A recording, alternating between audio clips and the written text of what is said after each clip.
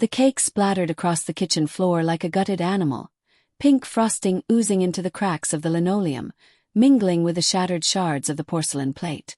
My hands trembled as I stared at the mess, the air thick with the sickly sweet scent of vanilla and betrayal. "They didn't come," I whispered to myself, the words tasting like bile. My son, little Tommy, 5 years old today, stood frozen in the doorway, his wide eyes reflecting the chaos. "Mommy, where's Nana and Papa?"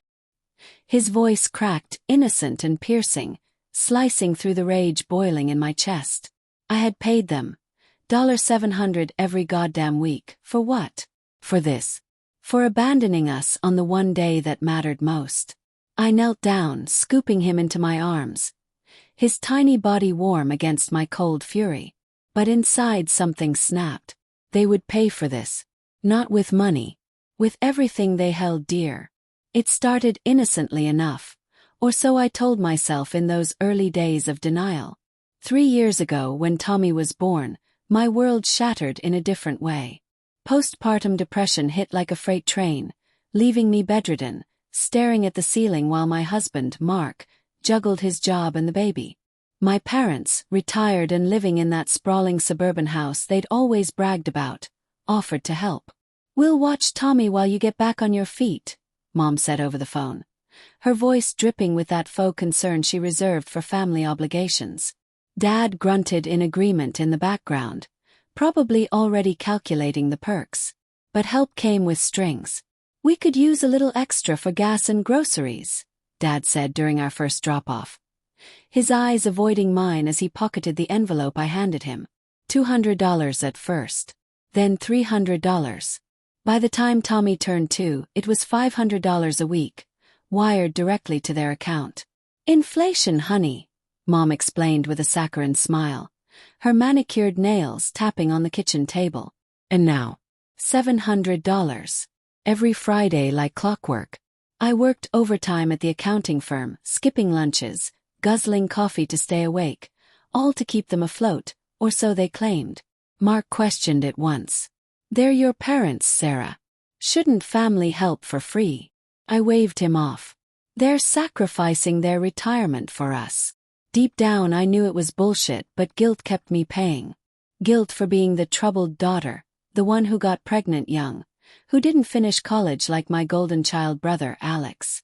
The birthday party was supposed to be perfect. Tommy had been buzzing about it for weeks, his chubby fingers counting down the days on the calendar I'd taped to his bedroom wall. "Nana's bringing the big present," he'd say, eyes sparkling. I'd invited the whole family. Neighbors, a few kids from daycare. Balloons bobbed from the ceiling like mocking spectators. Helium hissing faintly in the humid afternoon air.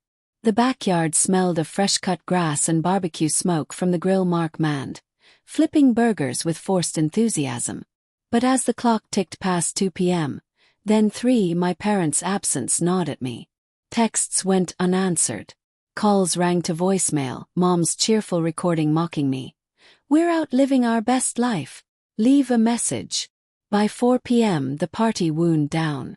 Tommy blew out his candles with a brave smile, but I saw the hurt flickering in his eyes, like shadows in a dimly lit room. After the last guest left, hugging their goodie bags, I cleaned up in a haze, stacking sticky plates in the sink, the water running hot over my hands until they reddened. Mark wrapped his arms around me from behind. "Maybe they had car trouble," he murmured, his breath warm on my neck. But I knew better. Something rotten lurked beneath their excuses. That night, after tucking Tommy in, his new toys scattered across the bed like forgotten promises, I grabbed my keys. "I'm going over there," I told Mark, my voice steady despite the storm inside. He nodded, worry creasing his forehead, but he didn't stop me. The drive to their house was a blur of streetlights and rain-slicked roads, the wipers thumping like a heartbeat. My mind raced. Accidents, illnesses, emergencies. Anything but the truth I dreaded. Their driveway was empty, the house dark except for a faint glow from the living room window.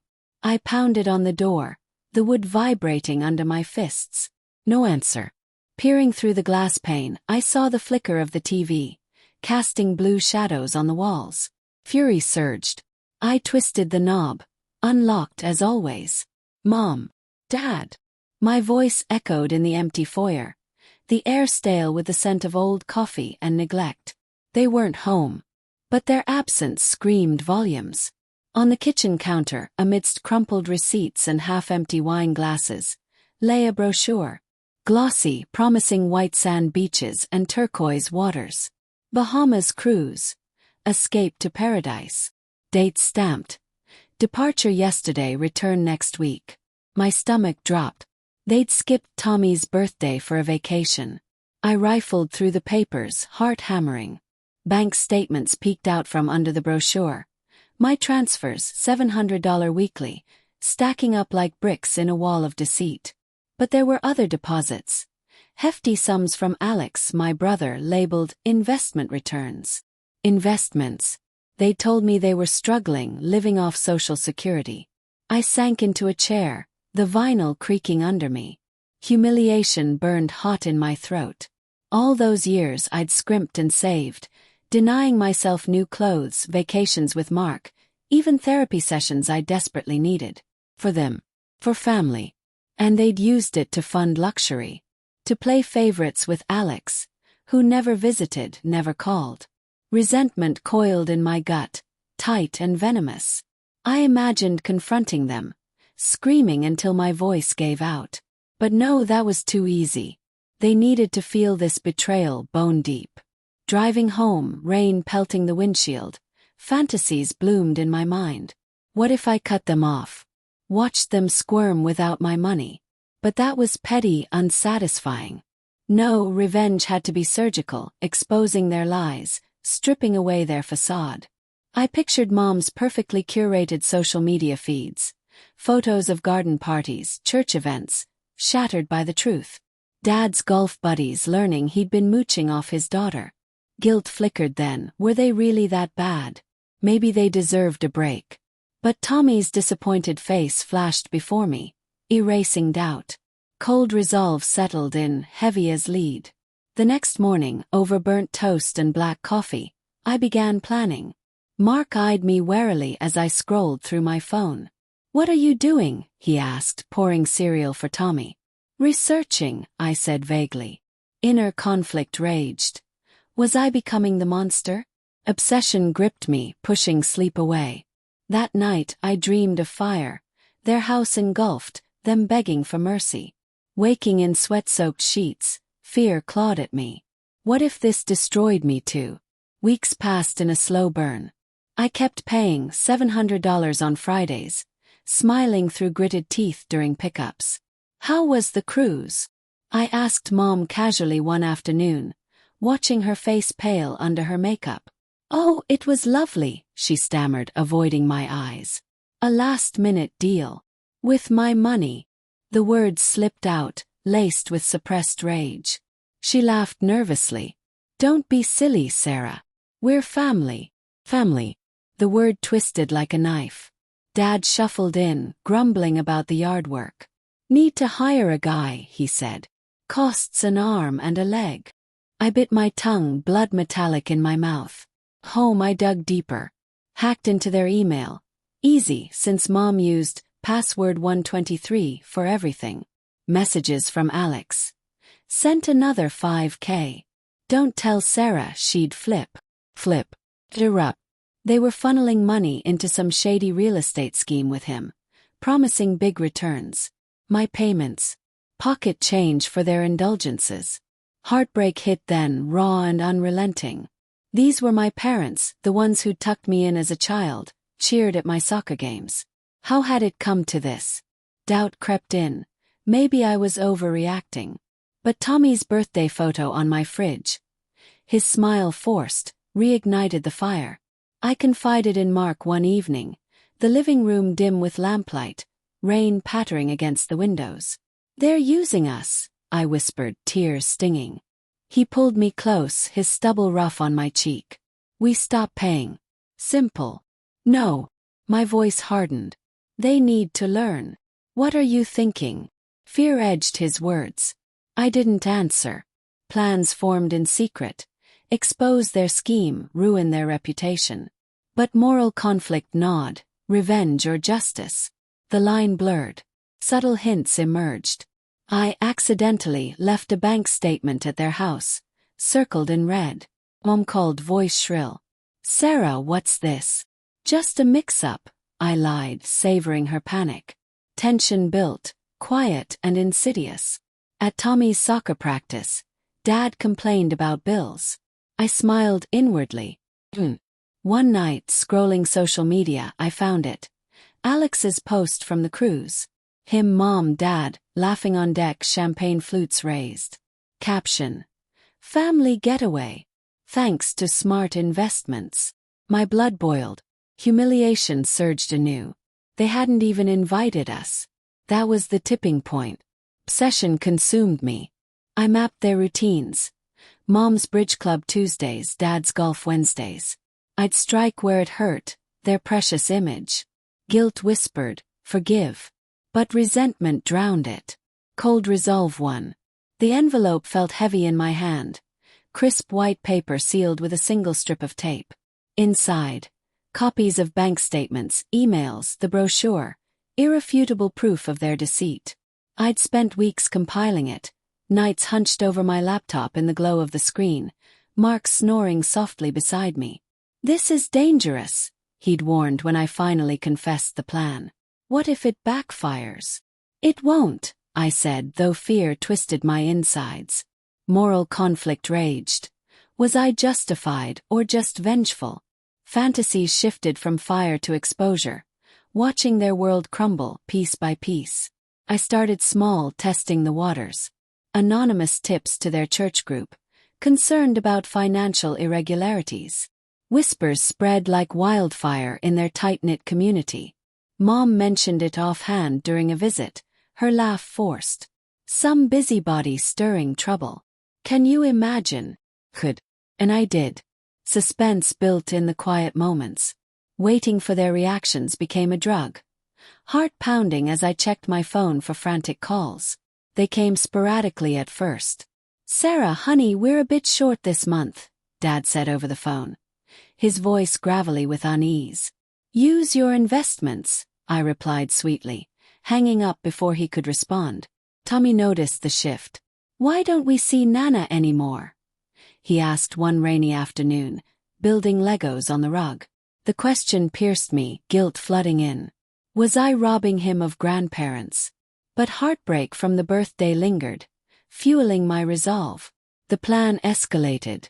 I created a fake social media account, Concerned Daughter 87, and posted snippets of the evidence, blurred just enough to avoid lawsuits but clear enough to damn. Tagged their friends, Alex. The first post. When family takes your money and parties without you. Attached. The cruise photo my transfers highlighted. Notifications exploded. Comments poured in, shock, outrage, questions. Mom called that night hysterical. Sarah, is this you? What have you done? Me. Innocence dripped from my tone. Sounds like karma. She sobbed, words tumbling out. We needed the money. Alex's deals fell through. We didn't mean to hurt you. Didn't mean to. Rage cracked my facade. You skipped Tommy's birthday for a cruise. With my money. Silence stretched, thick and accusatory. Dad grabbed the phone. Listen, you ungrateful. I hung up trembling. Triumph mixed with nausea. Was this justice? Or had I crossed into obsession? Alex arrived the next day, unannounced. His SUV screeching into our driveway. He stormed in, face flushed, designer suit rumpled. What the hell, Sarah? You're ruining us. Mark stepped between us, but I waved him aside. Ruining you. You've been scamming everyone. Those investments. Ponzi scheme, right? His eyes widened, guilt flashing. How did you? Emails don't lie. Dialogue sharpened the tension. We were going to pay you back, he stammered. With what? Mom and Dad's retirement. Oh wait, that's gone too. He slumped, defeated. Please stop this. For family. The word again. It ignited cold fury. Family doesn't betray. He left, tail between his legs, but not before whispering, "You'll regret this." Doubt crept in that night, rain lashing the windows like accusations. What if they lost everything? House, friends, dignity. Guilt clawed, but resentment pushed back. They deserved it. The climax built slowly. Whispers turned to shunning. Mom's bridge club cancelled on her. Dad's golf buddies ghosted. Their church held a prayer meeting without them. I watched from afar, anonymous posts fanning the flames. Then the twist. A knock at midnight. Mark answered, returning pale. "It's your parents." They stood on the porch, drenched, faces haggard. Mom clutched a suitcase. Dad held a folder. "We're sorry," Mom whispered, voice breaking. We lost the house. Foreclosure. Shock hit like ice water. This far. I planned exposure, not destruction. Dad thrust the folder at me. "Take it. It's everything, deeds, accounts." Alex fled, left us with the debt. Inside. Documents showing the scheme's collapse. Millions owed. My money. A drop in the bucket. Heartbreak surged. They'd been desperate, not malicious. But the birthday. The lies. "We never meant to skip the party," Mom confessed, tears streaming. "The cruise was a cover. Alex forced us, said it was business." Layers peeled back. Alex had manipulated them, preying on their greed and fear. Moral grayness enveloped us all. I let them in, the air heavy with rain and regret. Tommy woke, rubbing his eyes. "Nana." She hugged him, sobbing. Forgiveness flickered, but revenge's echo lingered. In the end, poetic justice twisted. I helped them rebuild, but on my terms. No more payments. Transparency. Alex. Exposed to authorities, his empire crumbling. But the scar remained. Betrayal birthed revenge, and revenge birthed growth. Or just more pain. As we sat in the dim kitchen, steam rising from mugs of tea, I realized the true twist. In destroying them, I'd nearly destroyed myself. Cold resolve thawed into weary resolve. Family, fractured but enduring.